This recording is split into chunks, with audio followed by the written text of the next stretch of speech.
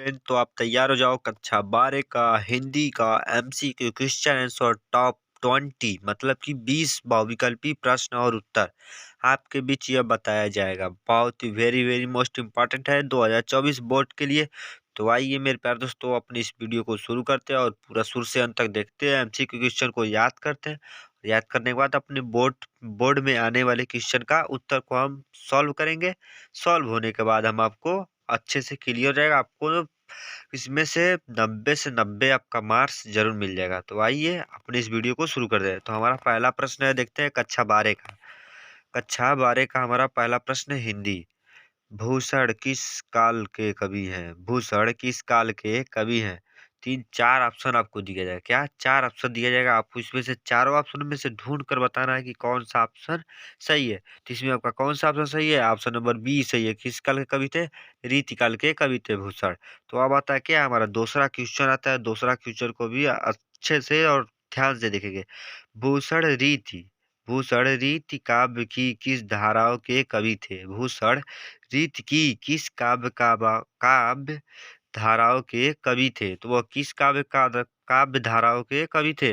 तो किसके थे? वह रीति मुक्त धारा के थे। किसे? रीति मुक्त धारा। ऑप्शन ए सही है। तो अब आता है हमारा तीसरा क्वेश्चन को भी ध्यान से देखें। भूषण की रचनाएं किस पद्धति की है? भूषण की रचनाएं किस पद्धति की है?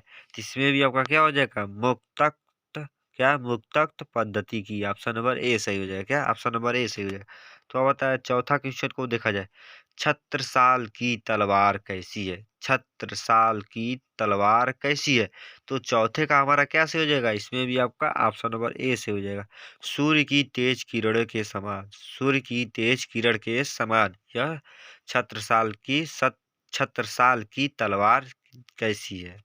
तो अब आता है हमारा क्या, पांचवा क्वेश्चन को भी ध्यान से देखा जाए। शिवाजी की तुलना भूषण ने किससे की है? शिवाजी की तुलना भूषण ने किससे की है? तो किससे की है? इंद्र से, राम से, परशुराम से। तो इसमें किससे? ऑप्शन नंबर डी सभी से। इन तीनों ऑप्शनों से किया है। तो अब आता है छठवा क्वेश्चन को भी ध्यान से देखा जाए। भूषण को कवि की उपाधि किसने दी थी? भूषण को कवि की उपाधि किसने दी थी? किसने दी थी? तो इसमें आपका क्या सही हो जाएगा? ऑप्शन नंबर सी से हो जाएगा। राजा रुद्र शाह ने दी थी। तो अब आता है सातवां क्वेश्चन को भी ध्यान से देखते हैं। तुलसीदास की माता का क्या नाम था? तुलसीदास जी के माता का क्या नाम था? तो इसमें आपको क्या बताना है? इसमें आपका ऑप्शन नंबर सी से हो जाएगा। हुलसी देवी था। क्या था? तुलसीदास जी की माता का क्या नाम था? हुलसी देवी थी। तो अब आता है आठवां प्रश्न को ध्यान से देखा जाए। अभी तुलसीदास सीता से कैसी सहायता मांगते हैं? तुलसीदास सीता से कैसी सहायता मांगते हैं? तो इसमें आपका आठवें का क्या से हो जाएगा? इसमें भी आपका आठवें का ऑप्शन नंबर सी से हो जाएगा। वाड़ी की। किसकी? वाड़ी की। तो अब आता है हमारा नौवां क्वेश्चन को भी ध्यान से देखा जाए। तुलसीदास तुलसीदास कैसे कवि माने जाते हैं? तुलसीदास कैसे कवि माने जाते हैं? तो इसमें आपको कैसे कवि माने जाते हैं? क्या? सामान्यवाद। क्या? सामान्यवाद कवि माने जाते हैं। तो अब आता है 10वां क्वेश्चन को भी ध्यान से देखा। रामचरितमानस किसकी कृति है? रामचरितमानस किसकी कृति है? तो रामचरितमानस किसकी कवि है? किसकी कृति है? यह बहुत ही महत्वपूर्ण है मेरे पास। इसमें किसकी है? यह तुलसीदास जी की। ऑप्शन नंबर बी सही है। क्या? ऑप्शन नंबर बी सही है। तो अब आता है 11वां क्वेश्चन को देखा जाए। कवितावली के रचनाकार हैं। इन चारों ऑप्शनों में से क्या कवितावली के रचनाकार हैं? तो अवश्य है। कौन है वह? Option number D Tulsidas ji हैं। तो अब आता है क्या हमारा 12वां क्वेश्चन को ध्यान से देखा। तुलसीदास तुलसीदास किस शाखा के कवि है? तुलसीदास किस शाखा के कवि है? तो किस शाखा के कवि है? यह राम मार्गी के। ऑप्शन नंबर ए सही हो जाए। क्या? राम मार्गी के। ऑप्शन नंबर ए हो गया सही। तो अब आता है 13वां क्वेश्चन को भी ध्यान से देखा जाए। कबहू के क्या? कबहू का अब कबहू का अब अवसर पाई। यह अब संबोधन किसके लिए है? कबहू अब अवसर पाई। अब संबोधन किसके लिए है? यह संबोधन किसके लिए? यह 13वां का बहुत ही महत्वपूर्ण यह क्वेश्चन आंसर है। क्या? यह किसके लिए? सीता के लिए। ऑप्शन नंबर बी सही हो जाए। क्या? सीता के लिए है। तो अब आता है 14वां क्वेश्चन को देखा जाए। तुलसी को किस वस्तु की भूख है? तुलसी को किस वस्तु की भूख है?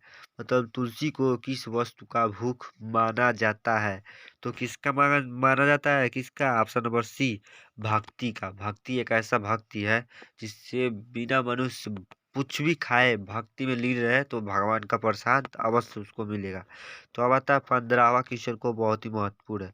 दूसरे पद में तुलसी ने अपना परिचय किस रूप में दिया है? दूसरे पद में तुलसी ने अपना परिचय किस रूप में दिया है? तो किस रूप में? ऑप्शन नंबर ए हो जाएगा, भिखारी के रूप में। क्या? ऑप्शन नंबर ए, भिखारी के रूप में। तो अब आता है 16वां क्वेश्चन होते हैं। कविता, क्या? कवित के कवि हैं, कवित के कवि हैं, तो यह कौन है? इसमें आपको ढूंढ कर बताना है।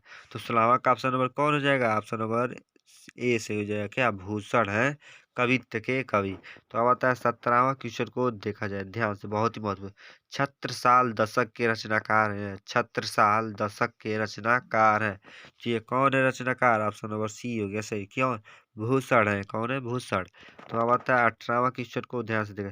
कविता के द्वितीय पद में किस रस की अभिव्यंजना हुई है? कविता की द्वितीय पद में किस रस की अभिव्यंजना हुई है? तो ये किस रस में हुई है? ऑप्शन नंबर सी हो जाएगा सही, विभक्त। क्या? विभत्स रस की हुई है। क्या? विभत्स रस की। तो ऑप्शन नंबर सी हो गया सही। तो अब आता 19वां क्वेश्चन, बहुत ही महत्वपूर्ण है। लागती, क्या? लागती लपकी कंठ बैरिन के नागिन सी में कौन सा अलंकार है? इसमें कौन सा अलंकार है 19वां का? तो इसमें आपका कौन सा अलंकार है? ऑप्शन नंबर डी, अनुप्रास है। क्या? ऑप्शन नंबर डी, अनुप्रास है। तो अब आता है 20वां क्वेश्चन, बहुत ही महत्वपूर्ण, अंतिम क्वेश्चन। कवित्व, क्या? कवित्व के प्रथम पद में कौन सा रस है? कवित्व के प्रथम पद में कौन सा रस है? इसमें आपका कौन सा रस है? ऑप्शन नंबर बी हो जाएगा सही। क्या? वीर रस। तो आई होप कि मेरे प्यारे दोस्तों, मेरे प्यारे ऑल स्टूडेंट, तो आपको ये वीडियो बहुत ही अच्छा लगा होगा। कक्षा 12 का हिंदी पर 20 MCQ क्वेश्चन आंसर जो यूपी बोर्ड 2024 में पूछे जाने वाला अच्छा लगा है तो नाइस और गुड जरूर लिखना कमेंट में। बाकी जय हिंद, जय भारत, वंदे मातरम दोस्तों, मिलते हैं नेक्स्ट वीडियो में।